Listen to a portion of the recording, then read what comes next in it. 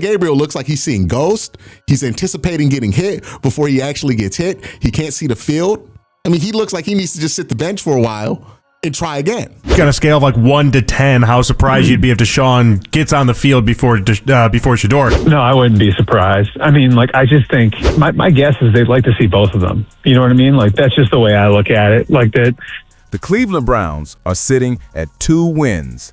2. And yet Kevin Stefanski is doubling down on Dylan Gabriel, a quarterback who's been sacked 6 times in multiple games, who looks like he's seeing ghosts, who's producing numbers worse than bottom 33 in the league. Dylan Gabriel isn't just struggling, he's drowning. And everyone in Cleveland wants to know, why isn't Shedeur Sanders getting his shot? If you haven't subscribed yet, what are you waiting for? We drop daily Cleveland Browns and NFL updates. That's all we do, all day, every day. But here's where it gets messier. Because lurking in the background is Deshaun Watson, the 3-time Pro Bowler who was supposed to be Cleveland's Browns' savior, is now working out feverishly, doing box jumping and all kinds of things. The guy who's played just 19 games in 3 seasons due to suspension and injuries might be coming back. And when he does, the entire quarterback situation in Cleveland could explode. Welcome to the most confusing, frustrating, and frankly, baffling quarterback controversy in the NFL. Let's start with what we're watching every Sunday. Dylan Gabriel was supposed to be the 3rd-round developmental piece, the project quarterback who'd sit and learn behind veterans. Instead, he got thrown into the fire against the Minnesota Vikings in London, and he's never recovered. Dylan Gabriel looks like he's seeing ghosts. He's anticipating getting hit before he actually gets hit. He can't see the field. I mean, he looks like he needs to just sit the bench for a while and try again. 6 sacks, multiple games, bottom-tier production across every metric. The guy's playing scared football, and everyone can see it. Against the Jets, special teams disasters overshadow what was supposed to be a slightly improved performance. But make no mistake, this isn't working.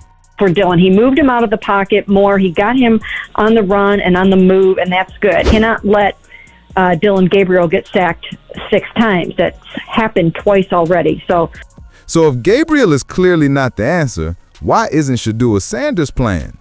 Here's where Stefanski's logic gets interesting, even if it's infuriating to fans. And Carrier made the most compelling argument for waiting. Baltimore is the absolute worst matchup possible for a rookie quarterback making his first start. Do you think that Shedeur Sanders is better right now in his rookie year than Joe Flacco?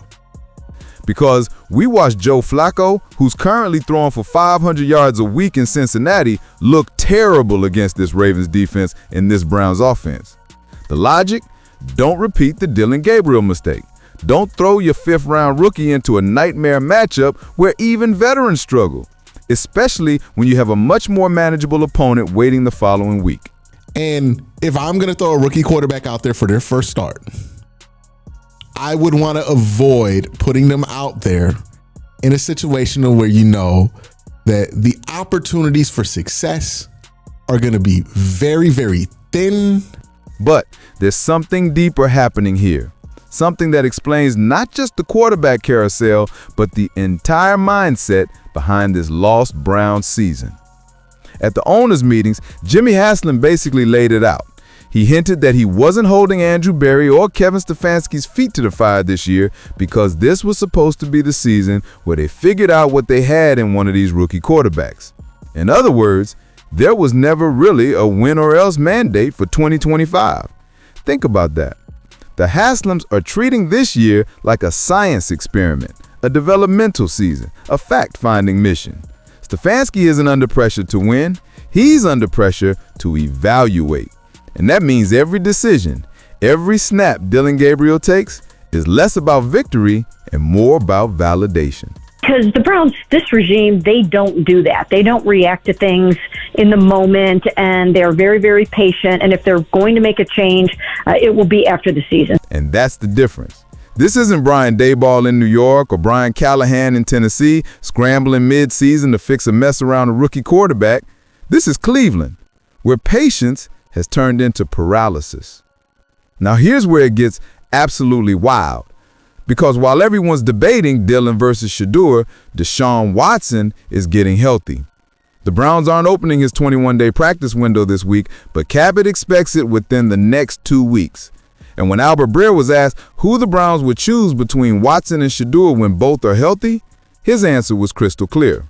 The players know who the best players are. The players know who's going to give them the best shot to win. And with Deshaun's experience and everything else, if he is truly healthy, right, and he is ready to go, I have a hard time seeing a scenario where he wouldn't get out there to practice.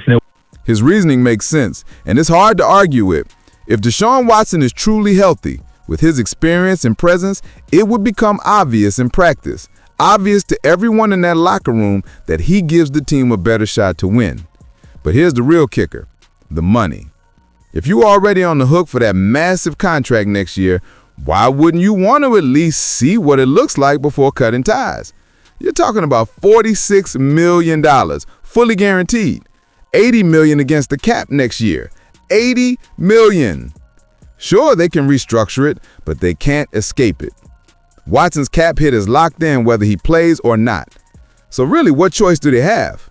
You have a quarterback coming off a fractured shoulder and 2 Achilles surgeries, and yet you're paying him like a franchise savior. At this point, it's not even about hope. It's about damage control. They have to see what, if anything, Deshaun Watson has left. The whole concept of letting a young guy sit, develop, and learn seems lost on a lot of people. Clearly liked one guy more than the other on draft night. And there's nothing wrong with letting Shedeur sit and learn and hope that he becomes a great quarterback down the road. That is a lost art, like you said, now in the NFL. Everyone thinks everybody has to play right now. And it doesn't necessarily have to be that way. If they really liked Dylan Gabriel, that's why they targeted him. That's why they drafted him in the 3rd round. The Browns are playing the long game. They invested a 3rd-round pick in Gabriel. Why give him only 5 starts before pivoting to the 5th rounder when you can maximize what you learn about both quarterbacks while you still have the luxury of a lost season where ownership isn't demanding wins? But here's where Cleveland fans have every right to be furious. Because while organizational patience sounds great in theory, we're watching it play out with a quarterback who looks broken, who's regressing every week, who, according to Carrier, looks like he's seeing ghosts and anticipating getting hit before he actually gets hit. There's patience, and then there's stubbornness. And right now, Stefanski is walking that razor's edge. This Sunday presents the ultimate test of Stefanski's philosophy. Baltimore is 7-4, and every game is must-win territory for their playoff hopes. Meanwhile, Cleveland is 2-8, and feels like they're in tank mode. It's a collision course for disaster.